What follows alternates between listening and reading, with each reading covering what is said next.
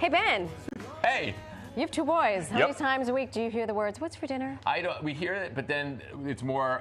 We put the dinner in front of them, and they go, "I don't want this." It's like, thank you. Welcome to parenthood. Our next guest is going to come up with a solution for that age-old question, "What's for dinner?" He has a new book. It's called Dad, what's for dinner? Yep. Oh my gosh. He spent decades cooking in some of the best restaurants in the world, as well as for his young daughter.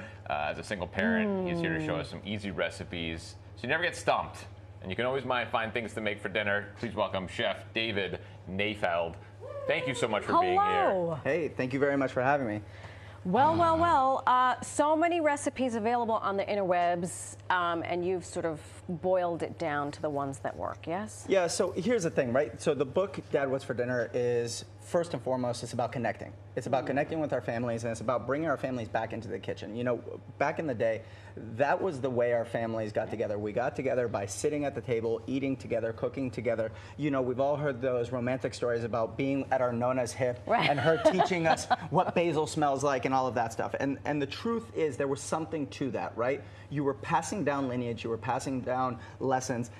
My entire life have known how to do one thing really, really well, which is cooking. Right. And so as I was learning how to be a father, I used those lessons to connect with my daughter. So, you know, working in my restaurant, Que Fico, 7 days a week, you know, cooking all this delicious food, but I'm cooking it for strangers. Right. And at the end of the day, what I really felt I needed to refocus on was the connections that were the most important, which were with my family. Your family. I love And it's it. for kids, so is every recipe just noodles?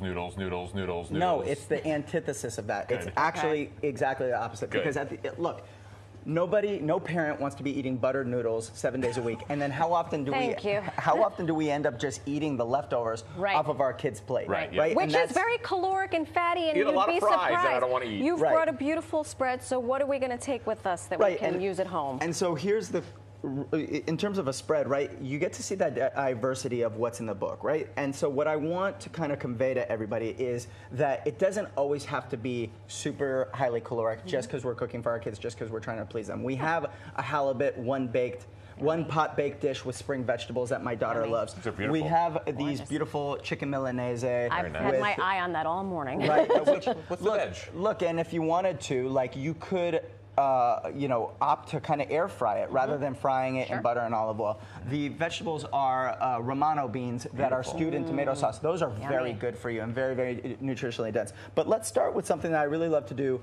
I like it in the morning. I like it also as like a great alternative to dessert. So for me, the main kind of focus in my house when I'm feeding my kids is how do I get enough protein into your diet? Yep. And so we've got non-fat Greek yogurt here, which is already chock-packed full of protein, and it's really good for their bellies, right? And then what we do is we kind of goose that with a little bit of vanilla protein here. And why I like that, right? Rather than getting a vanilla yogurt, right, which has sugar in it, you're getting a vanilla protein, which very rarely has sugar and probably should not have any sugar at all. And then you get it into your yogurt, you whisk it in.